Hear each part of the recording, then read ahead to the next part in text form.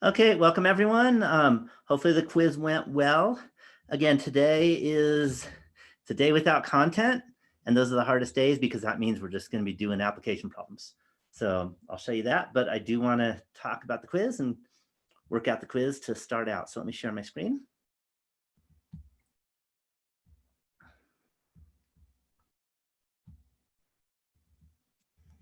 Okay, so here is the quiz, and it says find the limit for each and show your work. So I'm not just looking for a number, you have to show work. Okay, so part A is we have the limit as x approaches infinity of 4x squared minus 2x plus 5 over 3x squared plus 7. And the idea here is this one is a rational function. Do you remember the trick to make this nice for rational functions?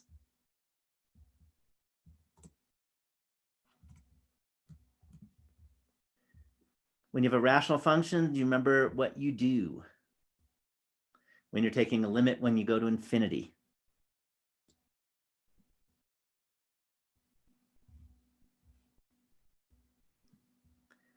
I don't see y'all jumping in.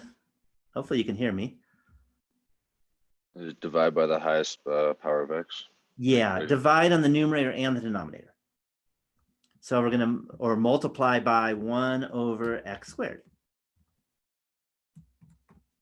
Because the highest power is x squared. So 1 over x squared. And what you do on the top, you got to do on the bottom, which is very classic. And then what we get is now if we multiply 4x squared by 1 over x squared, you get 4. And then we're going to have a minus 2x over x squared is 2 over x. And then we're going to have a 5 over x squared. Any question on that numerator part? Okay, similarly with the denominator, 3x squared times 1 over x squared is just 3. And then 7 times 1 over x squared is 7 over x squared. Any questions on the first step? Okay, what do you do for the next step? What's the next step? Plug in infinity. Yeah, plug in infinity, and notice that if you have a number over infinity, you always get 0. So 2 over x is 0, 5 over x squared is 0, 7 over x squared is 0. All the lower order terms are 0. What am I left with? 4 over 3. Yep. Any questions on this problem? Not a trick question or anything, but you have to practice a few of them and then it's pretty easy. Okay, part B. Part B is a little more subtle, and it has a square root. And there's, again, we kind of think about the same thing as we're going to multiply both top and bottom by the highest power. The bottom highest power is 1. And the top square root of x squared also has a power of 1. So what I'm going to do is I'm going to multiply top and bottom by 1 over x.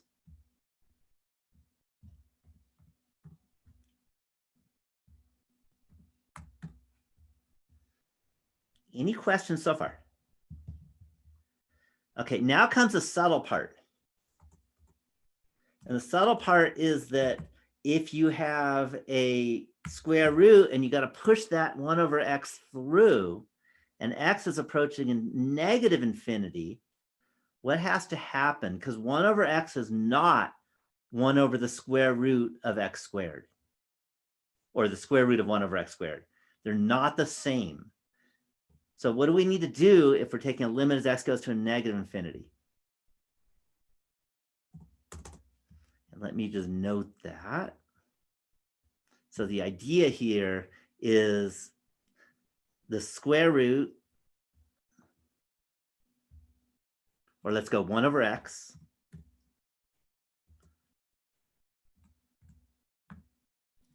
is not equal to, I'm writing equal because we'll adjust it, is not equal to 1 over the square root of x squared. Or actually, let's write it as the square root of 1 over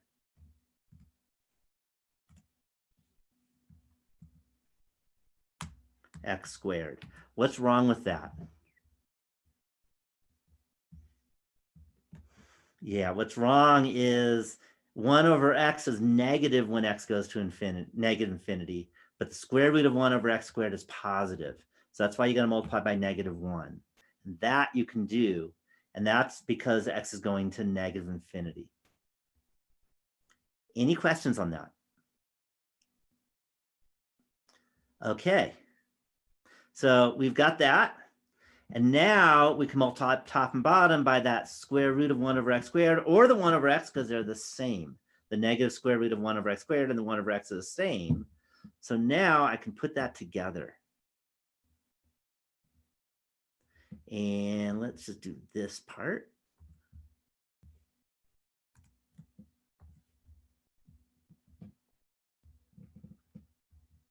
So that 1 over x on the top can now be written as a negative. I'll just throw the negative outside. So I'm allowed to do that.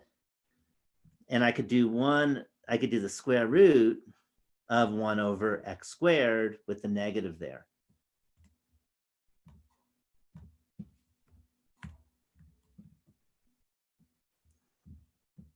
Any questions on that step?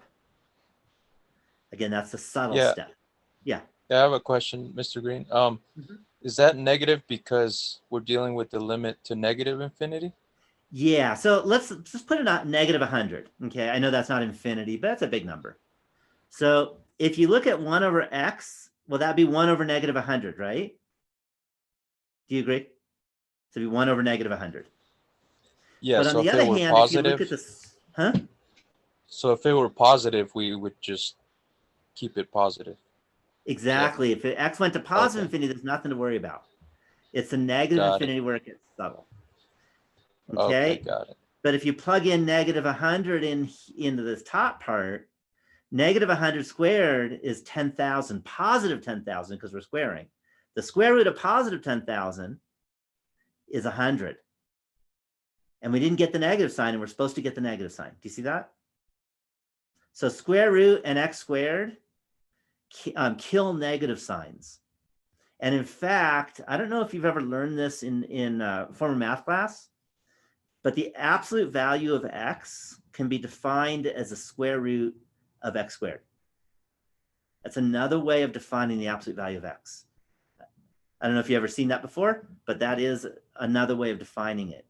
So that's why you got to be careful about that absolute value, because the absolute value of negative infinity is positive infinity. And we're plugging negative infinity. We can't switch. Okay, so now we go ahead and we do that multiplication. And I'm going to do the top part first. Again, we're going to multiply 9x squared times 1 over x squared. And that's going to be just 9. We're going to have a 2x, negative 2x times 1 over x squared, which is negative 2 over x.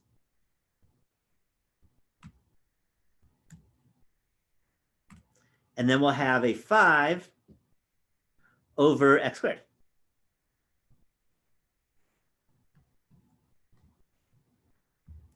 And then 2x times 1 over x is 2.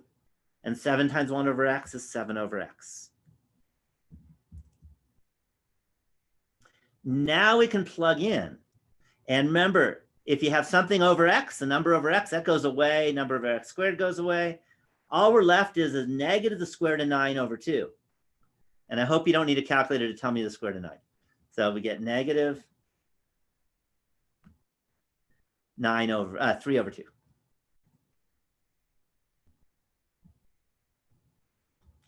Any questions? Any questions on part B? Okay, now we go to part C.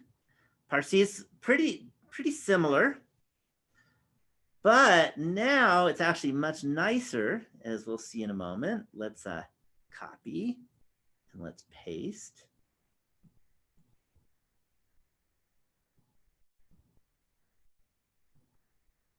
Okay, so now we have the highest power is x squared. And on the numerator, also x squared, because the square root of x to the fourth is x squared. So I'm going to multiply top and bottom by 1 over x squared.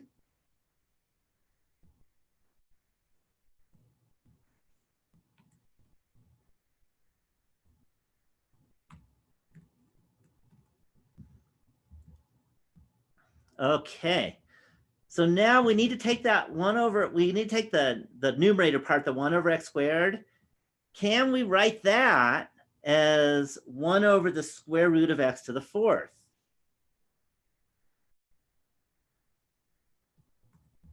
If x goes to negative infinity.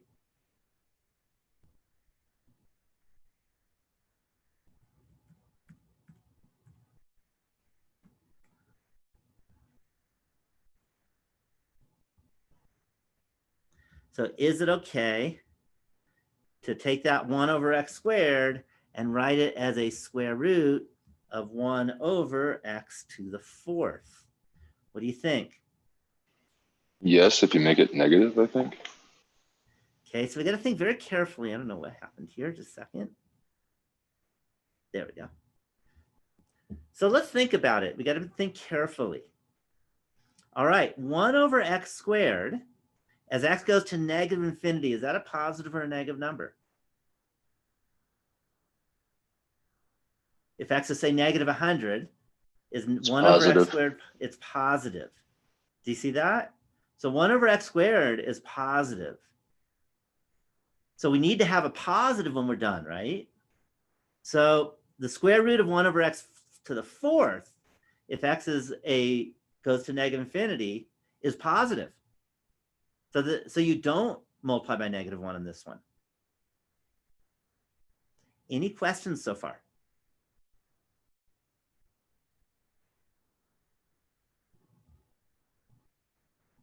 Any questions? Okay, so now we just do it.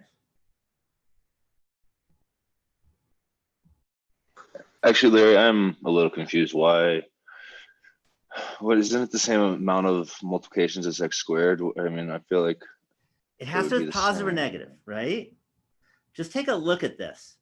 If you look at 1 over x squared and you plug in, say, negative 1,000,000. Mm-hmm. Oh, because you get 1 over negative 1,000,000 squared, which is the same as 1 over positive 1,000,000 squared. There's no negative there. Gotcha. I think I see it now. So we want to make sure that we're multiplying by 1 and not -1. Well, the denominator is positive because 1 over x squared is positive no matter what you plug in. Does that make sense? Yeah. So the numerator better be positive also. Yeah. Mm-hmm. Yeah. So because in the earlier it made a negative denominator, and that's why we kind of made it negative. Right, because we need to multiply by. Okay. Yeah, you're only allowed to multiply by 1. So the way to multiply by 1 is 7 over 7, 100 over 100, negative 1,000,000 over negative 1,000,000. So you got to make sure that we really are multiplying by 1. So we ought to make sure the numerator and the denominator are the same. And the biggest issue is, do they have the same sign or not? And in this case, because we have the x squared, everything's positive. So we need to keep everything positive. Make sense? Yep. Okay. So now let me get rid of that so I got space. I need an equal sign. So now I got to multiply by 1 over square root of 1 over x to the fourth and the 1 over x squared. So that means inside I multiply by x to the fourth, and I have 4x to the fourth becomes 4. 3x cubed becomes 3 over x. 8x becomes 8 over x cubed. And 1 becomes 1 over x to the fourth. Have I lost anyone there? Okay, x squared becomes 1 when you divide by x squared. X becomes 1 over x. And the 5 becomes 5 over x squared.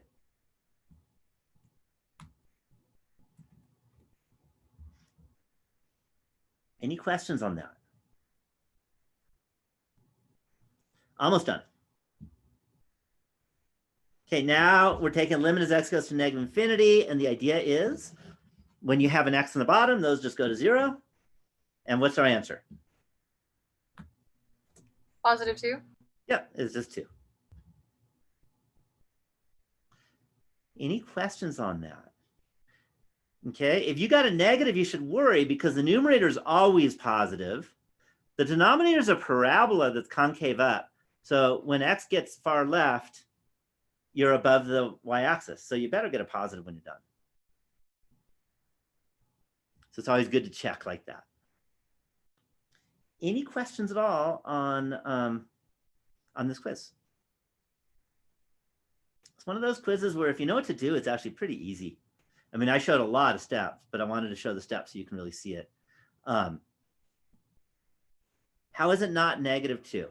Okay, well, think about the original question right here. The numerator is positive. Do you agree?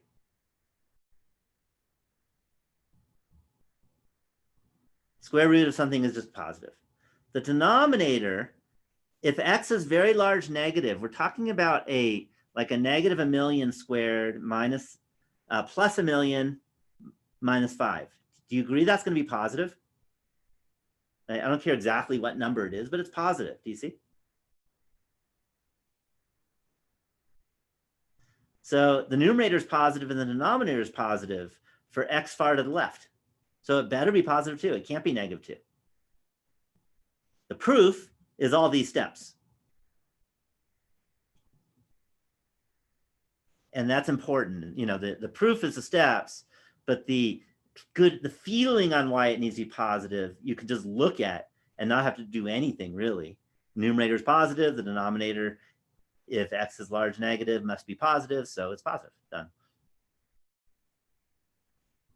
Any other questions? Yeah, exactly. When you have an even function, okay, it's actually not quite an even function. X squared minus x minus 5 is not an even function, but the dominating term is even, and that's really what matters. Okay, so x squared is a dominating term, and that little piece is even. And even kill negative signs. And when it comes down to limits, it's the dominant terms that matter. Everything else basically goes away, as we see. They just become 0. Any other questions? I decided to pop this in. I know it feels tricky, but it's not a trick question. It just involves really going through the work and the details and realizing when you change 1 over x squared to the square root of 1 over x to the 4th, you have to think about the sign. Just like up here, when I change 1 over x to the square root of 1 over x squared, I need to think about the sign, and that one was a negative sign because 1 over x is negative, and that's the reason. Whereas 1 over x squared is positive.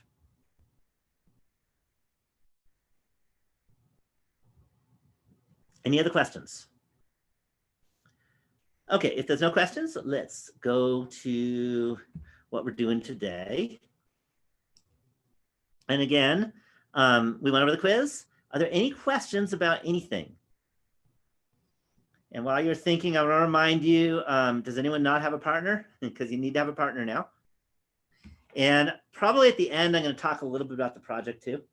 See how the time looks. Because after today, you'll see a lot more applications, and then you should all be ready. Okay. There still might be a few applications here and there, but we'll have done a lot of the main applications by the end of today. Any questions about anything? Again, this is always your chance.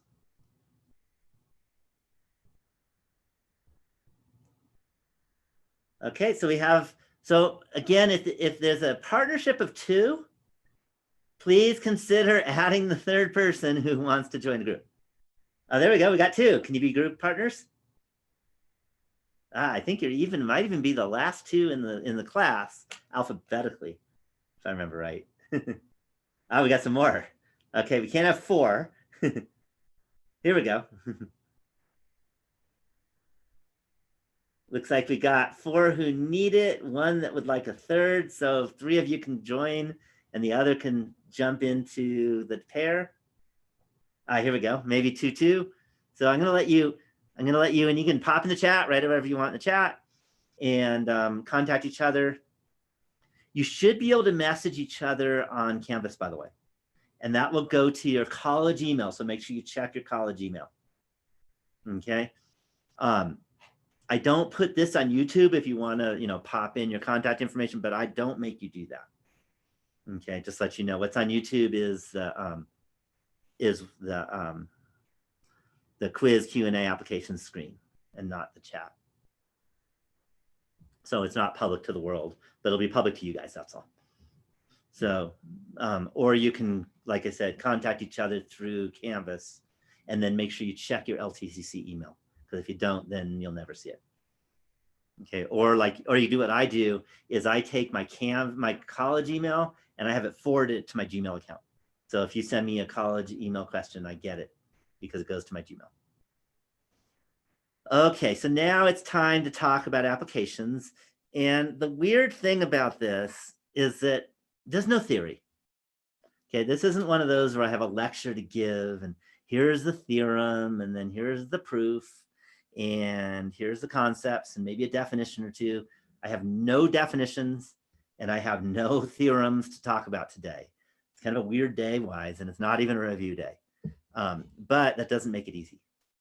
But I do want to look at some guidelines on solving problems, math problems. Who knows, they might work for all problems, but definitely math problems. I don't know about life problems.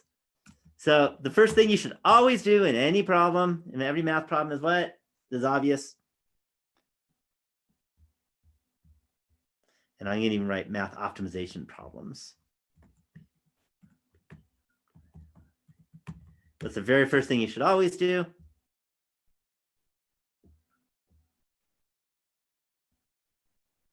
Read the question carefully. Exactly. I'm telling you, so few people read the question carefully. There's often little words that are going to be important, and you got to read every word. Okay, so what I'm going to write down, I'm going to say this isn't, you've seen this in middle school. These are the same things that you're going to be doing. Okay, number 2 is for these kind of problems is if possible. I'm going to write if helpful is a better word. Sketch a picture. Will there always be a picture to sketch?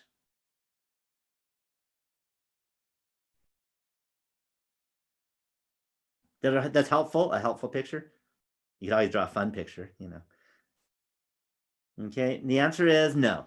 But if there's any geometry involved, then you want to draw a picture. Okay, then step 3.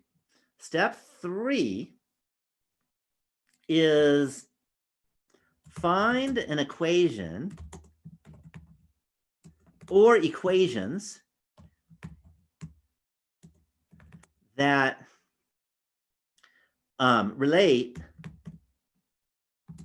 the variables in the picture or the words, if there's no picture, to each other.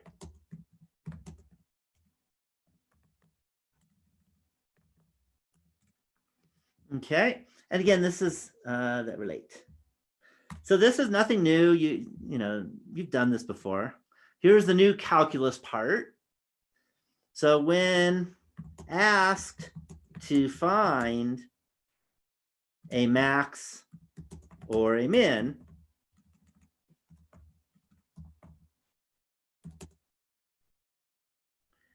get one variable in terms of another.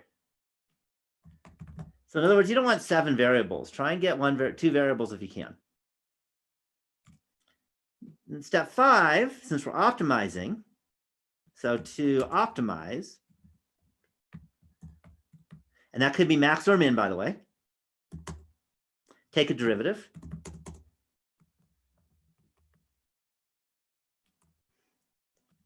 And what do you do with the derivative when you're looking for the max or min?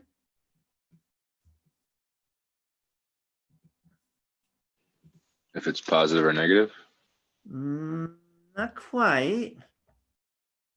Yeah, I jumped ahead. That's second derivative. My bad.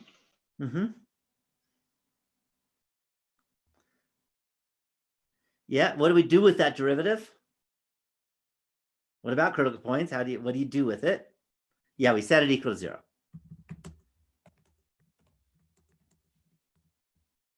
Okay, and solve. Okay, so number 6 is check to see if you have the max or min that you want or they want. Okay, so I just big warning, by the way. If it's a financial problem, for example, and you set the derivative, set equals 0, say, hey, I got it. That's what I'm going to do. That's my x. And that's all you do. What's the problem? Why could it be the absolute worst disaster possible? You could be looking for a max and you find a min, or vice versa. Exactly. So instead of making the very best business decision possible, you end up making the worst business decision possible. Okay. And then you basically send your company into bankruptcy. So again, you always want to check. And that could be done with, there's really 3 possibilities. 2 we've talked about in class, and that is the first derivative test, the second derivative test, and then the third is sometimes just rational reasoning. Sometimes, of course, it's got to be a max because it's just, that's the way things look. You know what I mean? That could happen. Okay, but sometimes the first and second derivative tests are easy enough that you just do it. But sometimes it's obvious and sometimes not. Okay, and then 7. 7 is repeat step 1. And then answer the question. Okay, so sometimes step 1 asks for the x, sometimes step 1 asks for the y. So you want to, make sure that you're answering the question that it asks. Any questions on kind of going through word problems? This is general word problems. I mean, I guess 4 and 5 and 6 are calculus pieces, but it's just word problems. Any questions on this idea? Okay, that's all I have to say in terms of, ideas. So guess what we're doing now?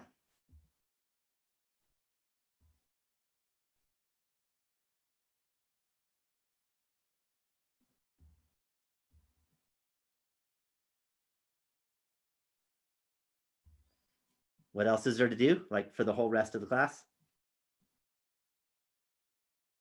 Any thoughts? Practice. Practice, exactly. Examples. And here, I think I might have mentioned this before. When I was a student, this is what I did. And as you might guess, I was a pretty good student. Okay. I mean, I got 100% on every math test I took. So, and it's not just because, I have a brain for it. No, it's because I was driven, and I made sure that I spent huge amounts of time and effort to get ready and practice. And what I did in lecture, and this is what I recommend you doing, not just in my class, but any science class for sure. I can't say much about the non-science, but at least science classes, is I'm going to do a problem. Let's see if you can stay one step ahead of me. So instead of listen to me and shake your head and say, oh, okay, I understand, see if you could do it before I do it, because I'm going to go slow. And if you could do it before I can do it, and if you do it wrong, then I'm going to do it and you'll see it was wrong. Does that make sense? And I recommend doing that for every class that you take. because that's a really, at least it worked for me, is it works really well. And sometimes I wasn't able to do what the professor was doing because I was lost, but at least I could try. On the test, I could always do it because I practiced. By the way, my way of doing tests is that if I saw sunlight, then I didn't study enough the day before the test. So that meant that I'd wake up early morning, and this was San Diego when we had long days in the wintertime. And then I would practice. Sometimes I have a friend over, we practice together until it got dark. And then I'd say, I've done enough. So I'd usually do 12 hours. And that's why I did well. So I recommend it too. It's worth it. And then, you know, in the end, you'll make a lot of money when you graduate because you'll know this stuff. So just let you know, that was my way of doing things. So let's practice. So here's a question. And the first step, again, should be obvious, is read it. I hope that's obvious. So you want to construct a can.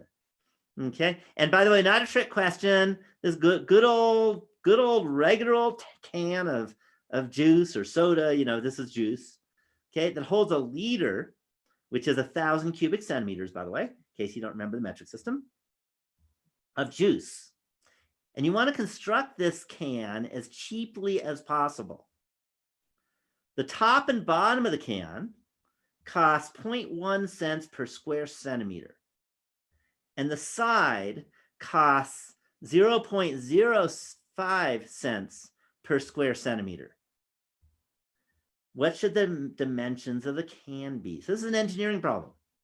Typical thing engineers have to do is they have an item that they have to build, and they have to find out the most efficient, in this case, the cheapest, sometimes the strongest, whatever it might be, but the best way of building it. So any of you are being engineers, especially if you're going to be like mechanical engineers or civil engineers, you do this all the time. Okay, so I just did the first step. What's the next step?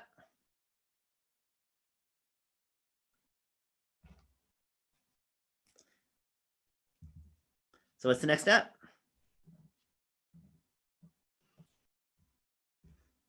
Yeah, we're going to sketch a picture.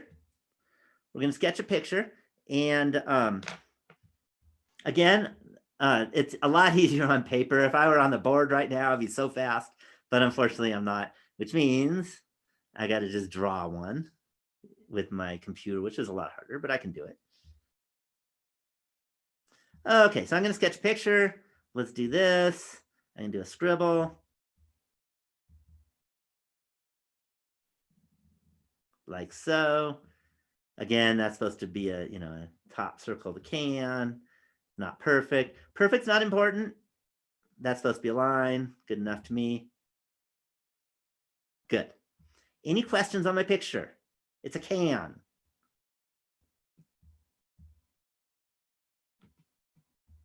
Okay, now sketch my picture. So in a word, what is a picture, by the way? In a geometry word, don't say can. The cylinder. Yeah, it's a cylinder. Okay, and again, and when I say step one happens throughout all the steps, is we redo step one over and over again. So again, it's always a good idea to know your goal. If you don't know your goal, you'll never get this. Okay, so the first thing, the question is, what should the dimensions be? If you're going to tell someone what the can's dimensions, what do you have to tell them? What piece of information do you need to tell them when you see the word dimensions?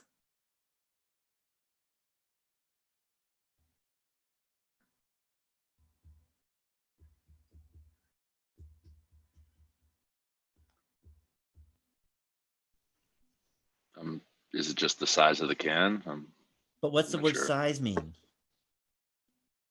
Volume. I don't know. No, we know the volume. I don't know. Okay, so to talk about dimensions of a can, there's two measurements you have to say. What are the two measurements to understand the dimensions? And that's important. Like I said, reading the question is sometimes the hardest part. we have a can, we got a beautiful picture. I mean, you can, hopefully you probably have one in front of you. I got a bottle. It's not juice, it's water, but good enough. Any Would it be the idea? height and the radius? Yeah, the height and the radius. Okay, so you don't just say how big or small, because that's not specific enough. It's what is the height and what is the radius. And if you know the height and you know the radius, you know the dimensions of the can. So we have the height, and I'm going to call height H.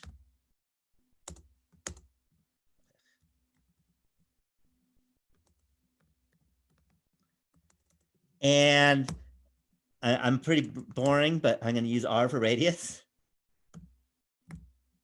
I recommend using letters that are easy to understand.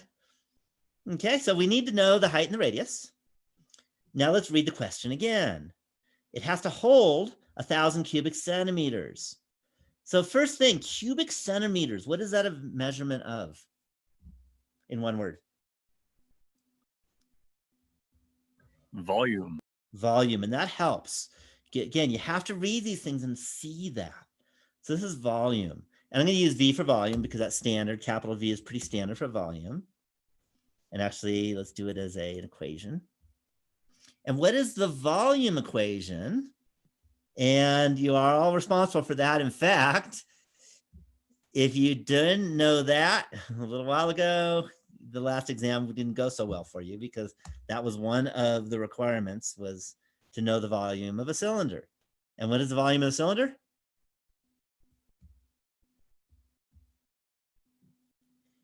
Yeah, pi r squared h. Okay, very important. It comes up a lot.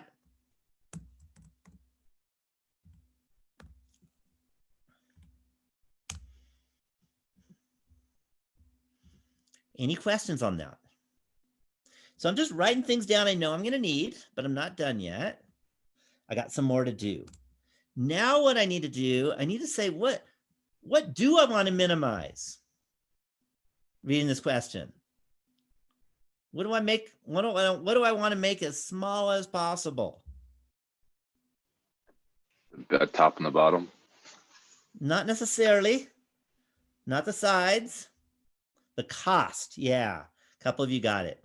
I want the cost. So I'm going to use C for cost. And that could get a little confusing, but I don't know. C is a good letter for cost. It doesn't mean constant, by the way. So the cost. So I'm going to do it in a few steps. So it's going to be the cost for the sides plus the cost for the top and bottom.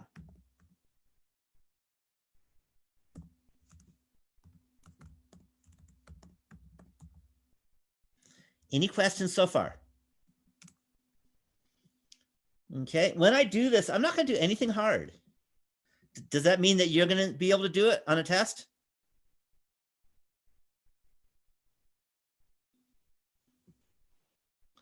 The answer is not without practice. Okay, it's a lot of steps and you have to know what steps to do. None of the steps are difficult. Okay, and tell me if I've written anything that's like, oh my God, that just came out of nowhere. I have never seen that cost is the cost for the size plus the cost of the top and bottom when you want to like buy stuff. Okay, so now I got to think, well, how much is the cost for the sides? Well, now we go ahead and it says the side costs 0.05 cents per square centimeter. So that means I need to multiply 0.05 cents times the number of square centimeters.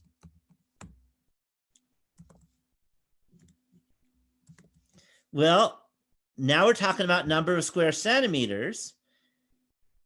So what is that? Square centimeters is what kind of measurement? Cubic centimeters is volume. What's square centimeters? Area. Area.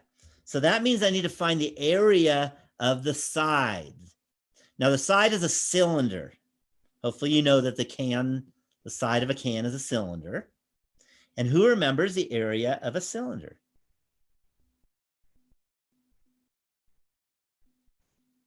See if you can tell me or put in the box. What's the area of a cylinder? Formula.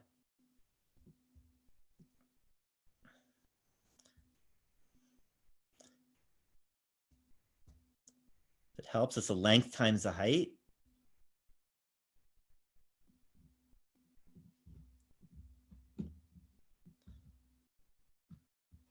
Wouldn't it be like 4r pi times the height?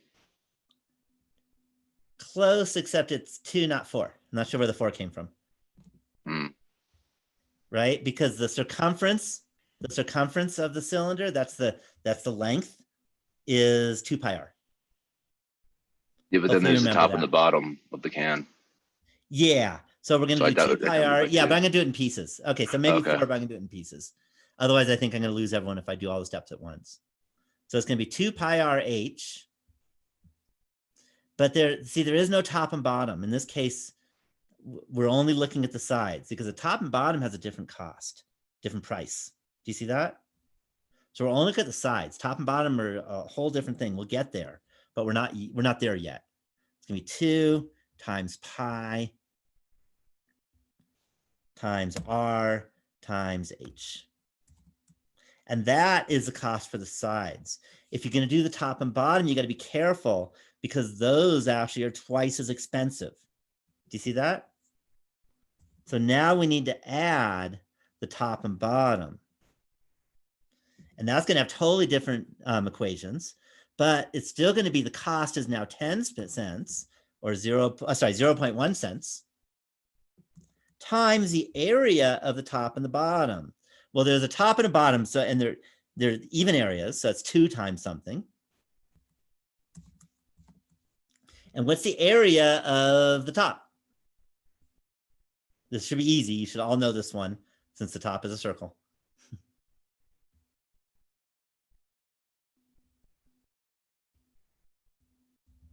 What's the area of the top? 2 pi r. Pi r squared. Yeah, my bad. No. Area is pi r squared, circumference is 2 pi r. You got to get that. I'm not sure what I can do to get you, make sure you all have that in your head, but you need to have that in your head. Area of a circle is pi r squared, circumference of a circle or length of a circle is 2 pi r. And they both show up in this particular example. So obviously you have to know them. Any questions on that? Okay, the problem here is how many variables do you see?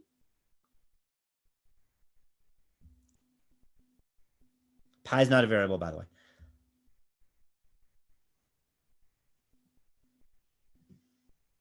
Yeah, 2 variables. And by the way, this is first quarter calculus. We only know how to handle 1 variable. So we need to get 1 variable out of this. But here's the nice thing. This volume. Volume is pi r squared h. That's a fixed amount, 1,000 cubic centimeters.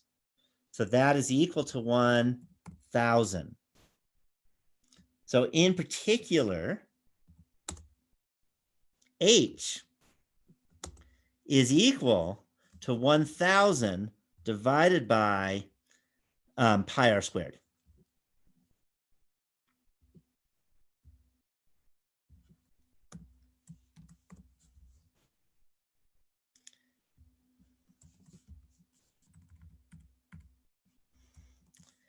Any questions at all on that?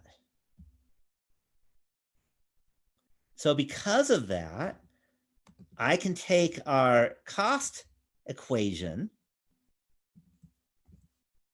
What just happened? That's better. And I can take that h and I can change that into a 1,000 over pi r squared.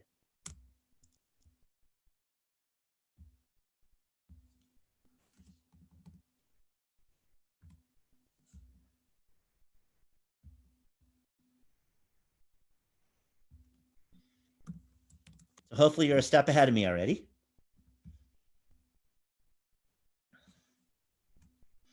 Any questions on that? Okay, now we're in good shape because we now have a function of 1 variable. Are we ready to take a derivative?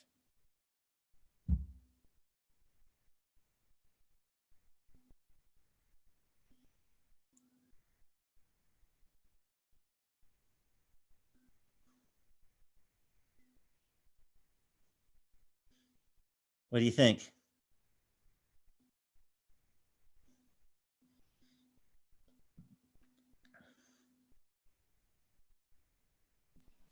Maybe clean it up a bit, but yeah. Yeah, you could take a derivative, but do you really want to use the quotient rule if you don't have to? Because right here, you'd need the quotient rule, right? So let's simplify at least this, and I'll probably simplify it all because it's not that hard to simplify.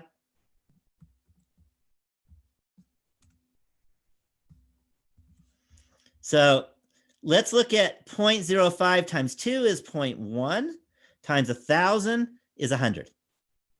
So all of those numbers become, I'll just put it over here, 100. Then we have the pi over pi, they're gone. Isn't that nice? And then we have r over r squared, and that's just going to be over r. So I could write that as 100 over r, or 100, since we're in calculus, even easier, is 100 r to the negative 1.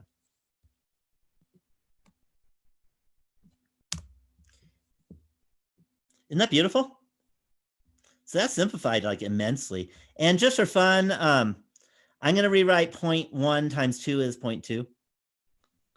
And times pi r squared, or 0.2 pi r squared.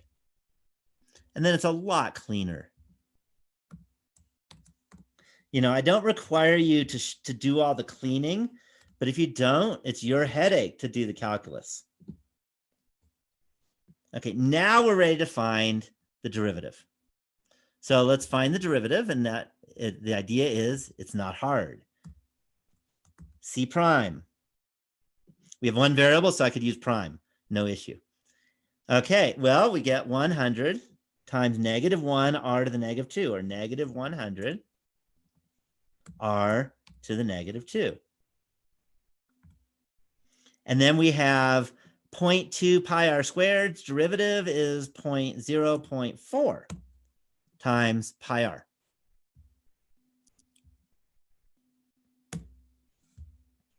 And I lost the plus. There we go. Any questions? So that was the calculus, by the way. Do you agree that calculus is the easiest part of calculus?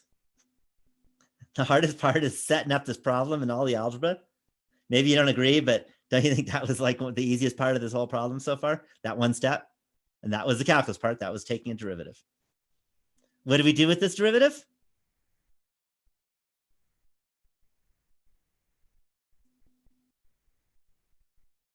Find the cheapest cost of the carrot.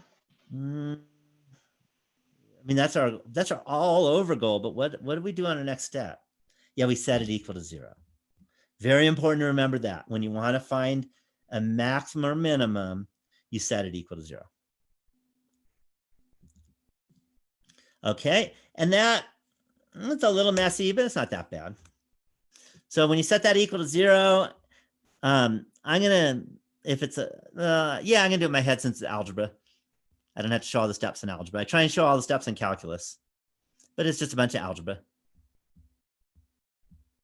So we get r equals, so if you think about it, what I'm going to do is I'm going to move that 100 r squared to the right, going to divide by 0.4 pi, multiply by r squared, and take a cube root. And what we get is 100 over 0.4 pi cube root.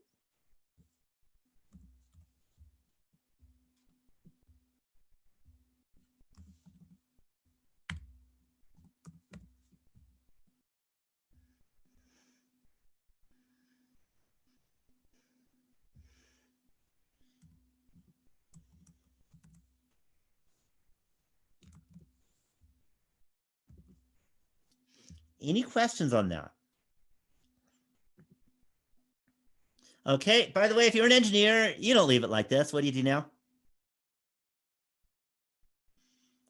Because if you go to your, people that work for you, you're the engineer in charge of the project.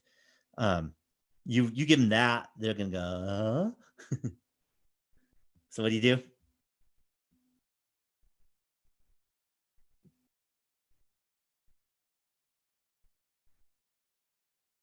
Yeah, you put in a calculator and you get a couple decimals. Let's do that for fun.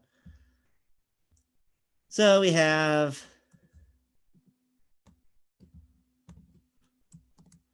100 over 0.4 times pi to the 1/3.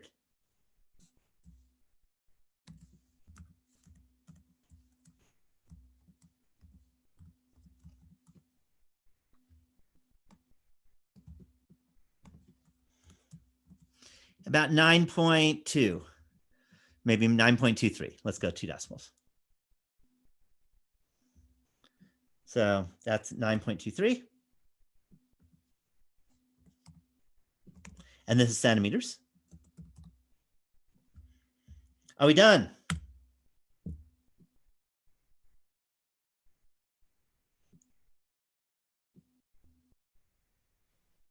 No, plug it in to find the height, maybe. Yeah. Do you know what we didn't do? We didn't do the last step, which is read it again.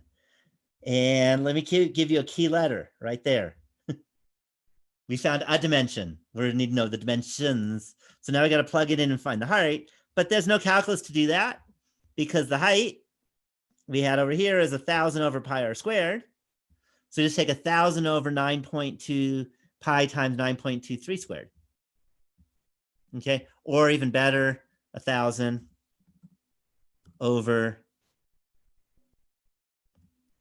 this guy. It's going to be one more time.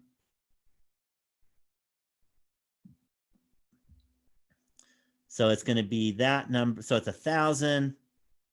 I lost it over pi r squared. So it's 1,000 over pi times this guy squared. 3.74.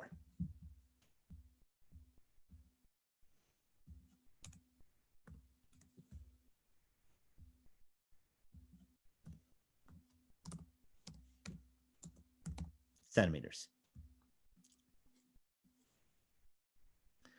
Okay.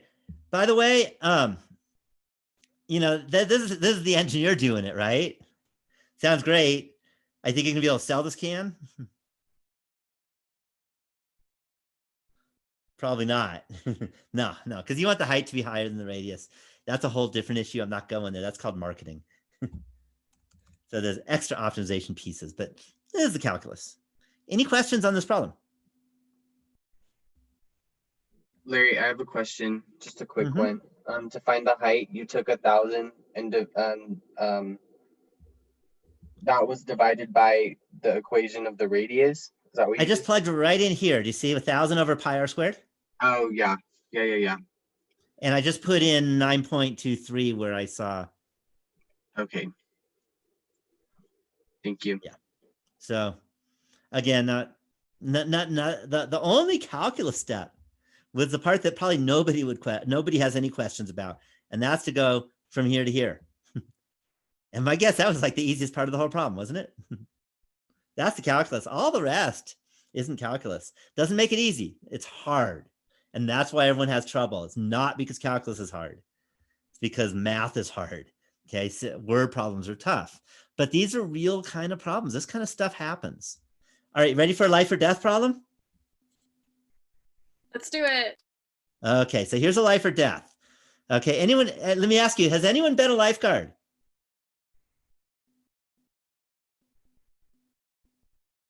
Anyone in the room been a lifeguard? You usually get 1 or 2. EMT, okay, not quite the same thing as lifeguard, but it might be. Okay, we got Alexi, lifeguard. Okay, you can answer this. If not, you're killing someone. Okay, here we go. So a lifeguard swims at the rate of 5 feet per second and can run at 15 feet per second. You definitely run faster than you swim. A lifeguard spots a drowning child in the ocean 200 feet down the shore and 50 feet out to sea. How far should the lifeguard run until she begins swimming? And by the way, the child will die if she does not get there in the minimum amount of time. This is a dying child. Okay, now, again, if you don't know your calculus, you're going to kill a child. So it's nothing worse than that, right? All right, so I just did the first step. What's the next step?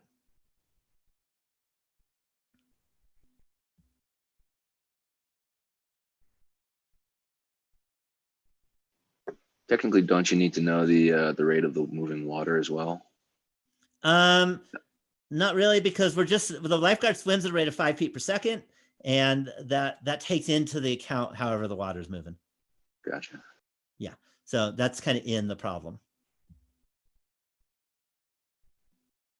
So what's the next step? This is general. What's step 2 on our list of things to do? Because we did step 1, which is read the question.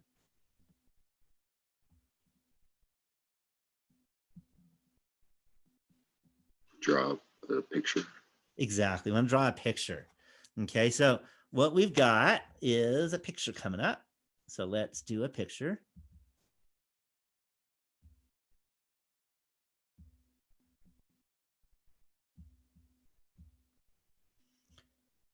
Okay, so what we got here is a line. Now, you don't need to be an artist to draw this picture, just a note. That's the seashore, got it? And here's the lifeguard, gonna start over on the left, gonna run over here, and then start swimming towards the child. The child's over here.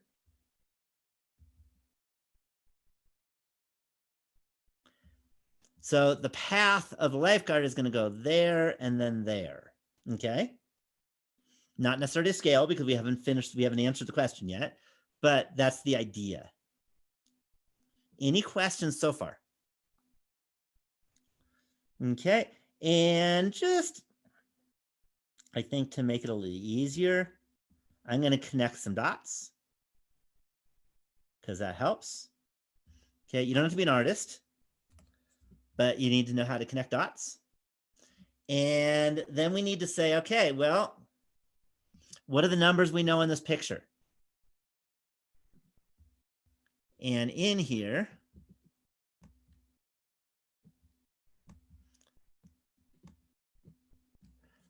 let's see. Oh, I didn't write it down. Well, let me save and close and then I'll edit. Hopefully it'll let me do it. Sometimes it doesn't let me do it. So let me write some numbers down. Okay, we have 200 feet down the shore and 50 out to sea. So 200 feet down the shore, 50 out to sea.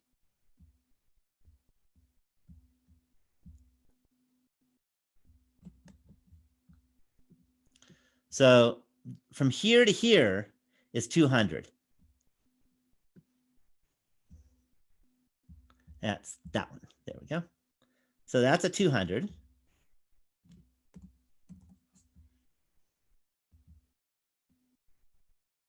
From here to here, this vertical is 50.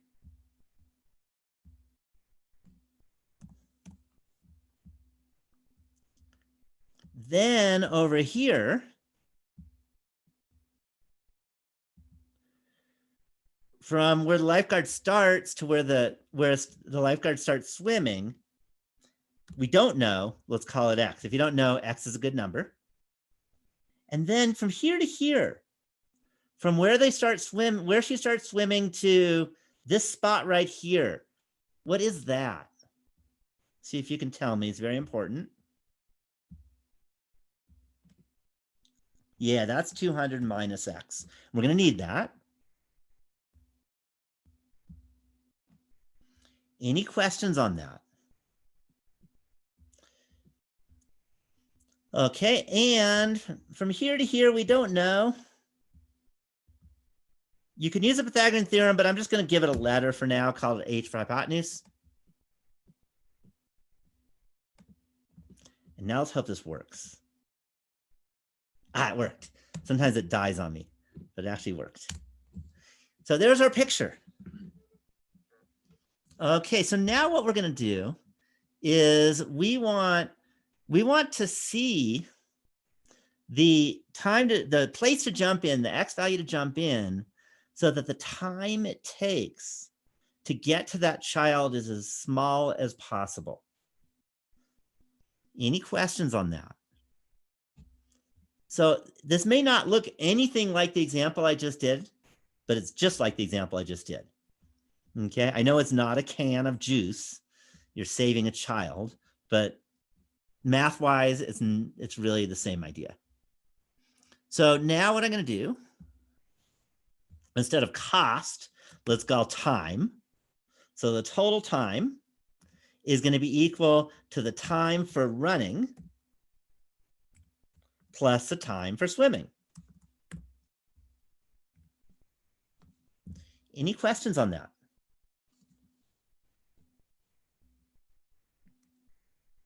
Okay, so now let's do the time for running. Well, from the picture, she has to run X feet. Okay, she has to run X feet before she starts swimming. Well, the time is going to be the number of feet, right? And notice that she runs at a rate of 15 feet per second. Does that make sense?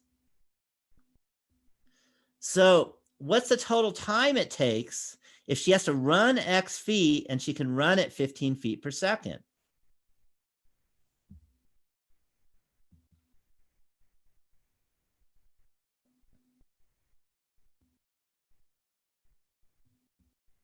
How do we get that? And the key is the units.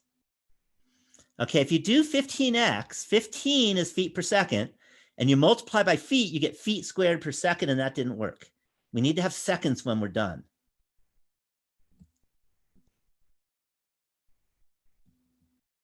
Does that make sense? You got to make sure the units end up in seconds because these are times. Units are so important in these kind of problems. So what might it be to end up with seconds? And the key is we have feet per second. We don't want seconds in the denominator. We want it in the numerator. If you have something in the denominator, how do you get it in the numerator?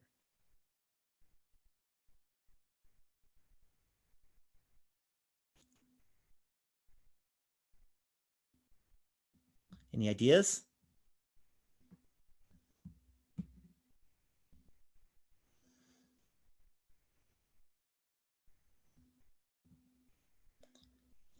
Well, we don't have an X. It's got to be, don't have a T. It's got to be X or H. So let me give you some thoughts.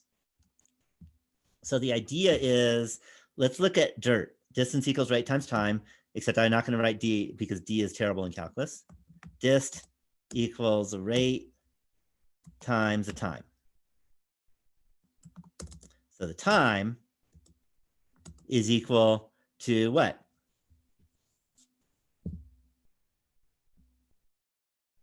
How do you solve? Basic algebra.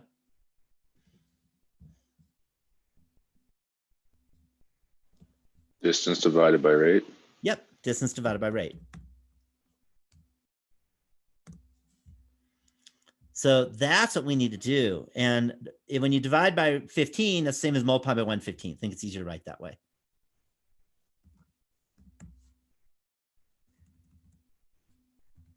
There we go.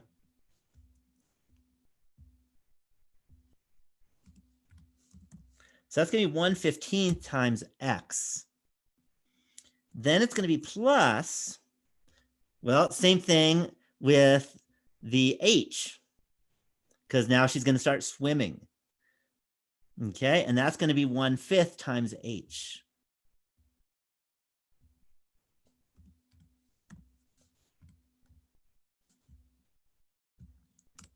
Any questions so far?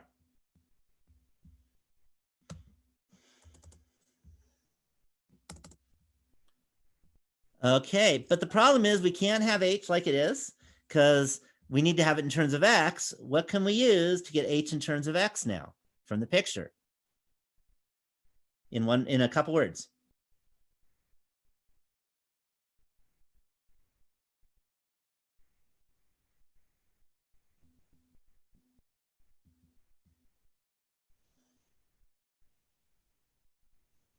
Yeah, Pythagorean theorem. Okay, so we know that H is equal to, I could write square root, but I think it's going to be better for calculus to write as a 1/2 power. H is going to be 50 squared, okay, which is 2500 plus 200 minus X squared, to the 1/2.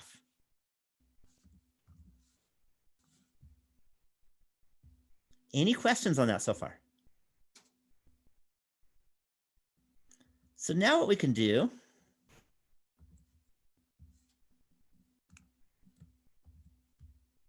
is we can now say what our t was. And we can replace the h, with this guy, with the Pythagorean theorem piece.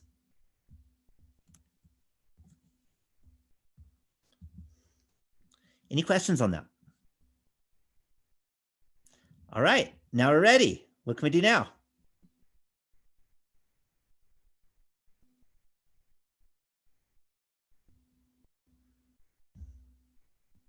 Yeah, take a derivative. So t prime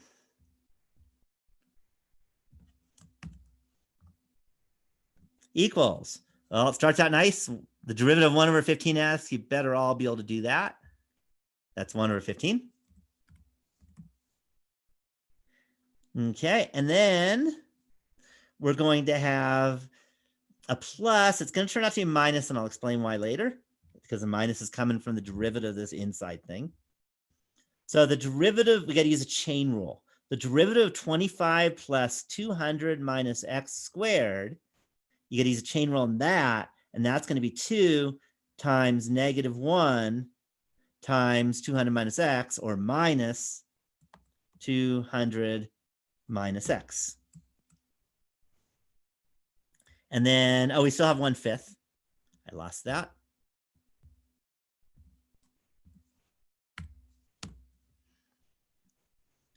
And then we're going to do, again, chain rule.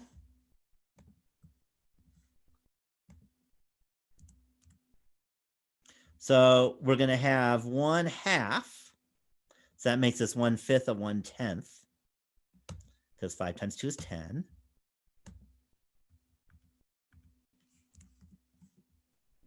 And then this is going to be to the -1/2.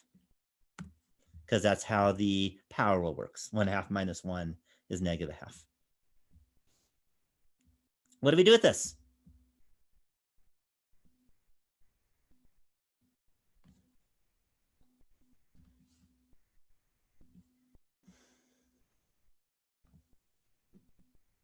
What was the whole point? What do we do with the derivative?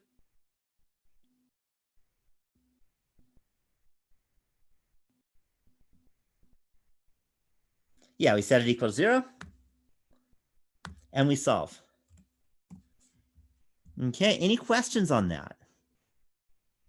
Okay, now this is algebra. I don't think I'm going to waste your time doing the algebra. But we can solve this. I don't know. You can use your favorite program with algebra. Maybe Desmos will get a picture of it.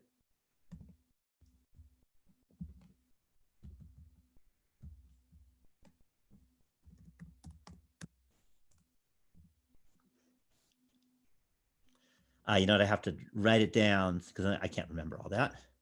So 1/15 minus 1/10 times 200 minus x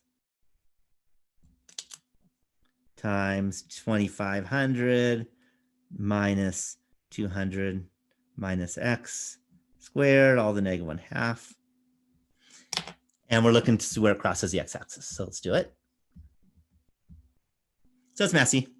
1/15, and then minus 1/10 times 200 minus x times 2500 minus 200 minus x squared.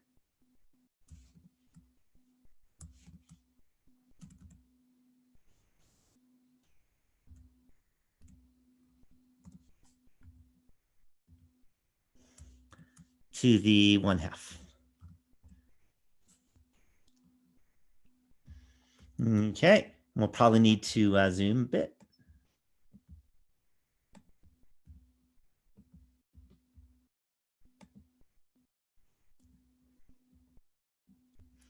Do I have that right? Was it negative 1/2? Negative 1/2. That's the problem.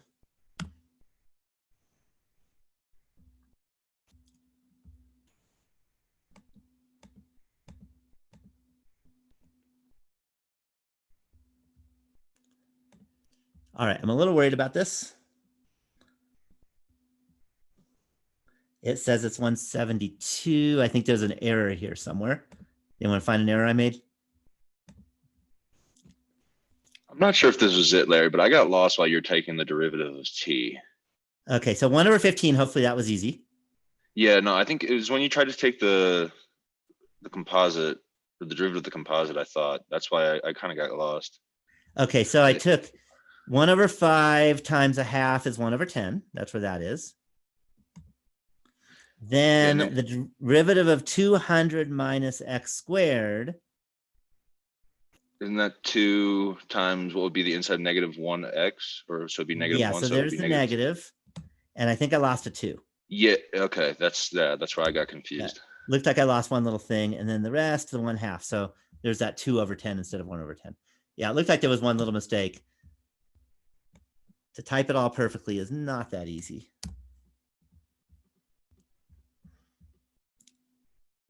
Now it still says 184. See if I got in Desmos right.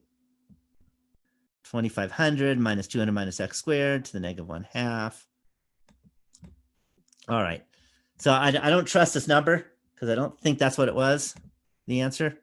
So again, this is why as a lifeguard, you do your training first before you make sure it all works out before you kill kids.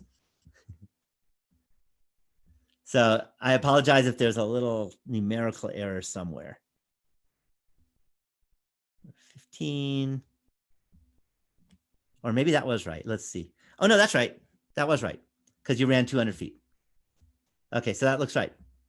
So what you do is you run 184.189 feet, jump in the water and start swimming.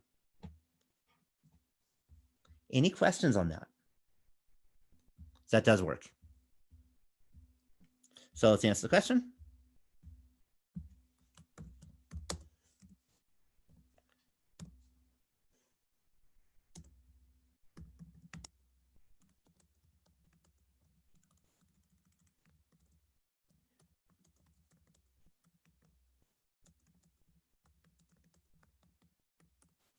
And that's your answer.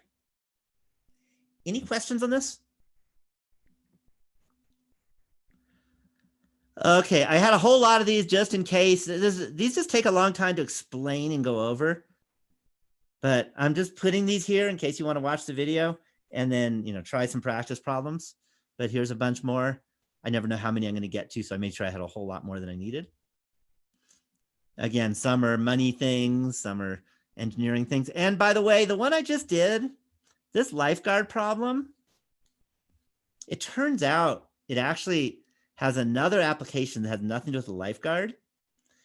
If you put a spoon in water and look at it, or a long pipe and look at it, does it look bent?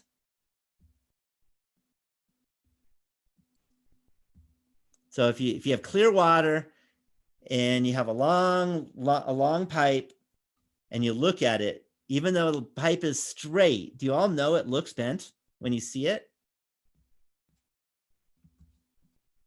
Do you know why?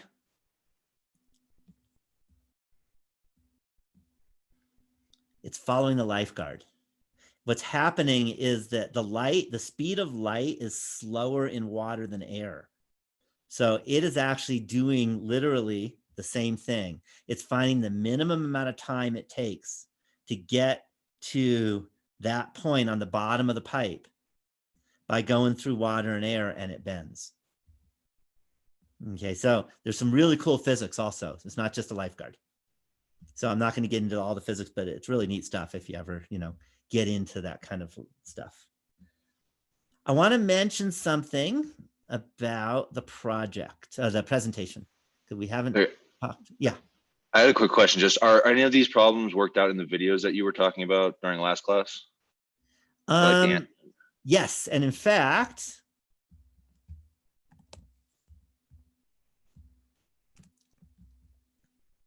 I'm proud of it. because I finished, I think, the day before yesterday for your class.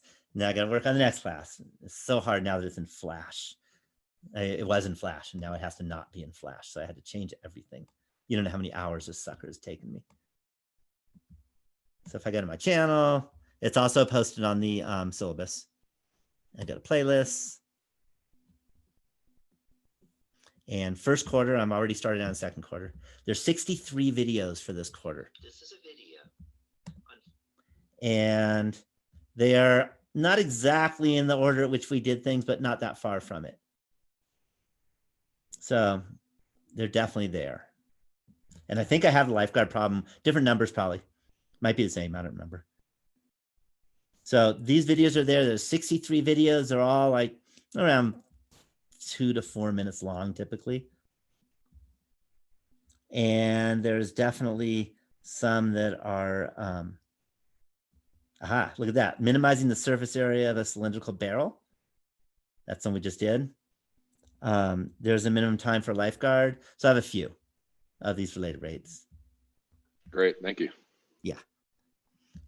Okay, we have a few minutes, not enough time to do a whole problem, but enough time to just chat a little about the presentation since it's time to start thinking about it. And that is there, I believe. Yep. So first thing, the presentations will be on the 2nd of December. So you got a while, but it'll come fast. And we have a whole week of Thanksgiving in between there that an exam, all kinds of stuff. So you can start thinking about it because we now have a lot of the, we are here, by the way, in lecture. We just finished optimization. Okay, we still have a couple more things that could have some applications, but the idea is to do an application. Okay, an application that interests you. And I'm here to help. And you're presenting live online. I'll only record it if you want me to, because I know some people don't like to be recorded and put on YouTube. So that'll be a non-YouTube day. But you do need to show up live. And you get graded as a group instead of as an individual. But part of the grade, by the way, is did you all share in the presentation? So if one person does all the work and talking, then the grade's not gonna be good for everyone. Just let you know that. In here we go. I'm going to give you around 5 minutes to do your presentation. You can share your desktop so that you can do PowerPoint or whatever you want, whatever works on your screen. But of course, you can be in different places. So one person shares a desktop, but the 3 of you or 2 of you can unmute yourselves is the idea. Okay, so you're going to have to coordinate it. And I recommend practicing beforehand. Okay. So hopefully you can do that. Zoom is free, by the way, if you're under an hour or something like that. So you can practice on Zoom even. Any questions about the presentation? And we've had optimization is a biggie, related rates is a biggie. There's a lot of different good applications. Questions? Any questions? Because we're close to out of time, but you know how it is with out of time. It just means that I go to office hours officially. So I am going to stop the share, but let you know, time to think about the presentations. We've had most of the class already. We only have a couple sections left. I know it feels like we got a bunch of weeks, but 1 week is Thanksgiving. We got your presentation. You're going to have a review for the final. You have a finals week. So there's actually not much left in this class. I think there's something like 2 or 3 more lectures left, and that's it. And all the rest is presentation and holidays, lots of holidays. And a reminder, no Wednesday. You can try jumping on Zoom and you'll get a little thing that says, this meeting has not started yet or something like that. And I'll be out playing or something. But I am now, did I stop recording? Let me stop recording.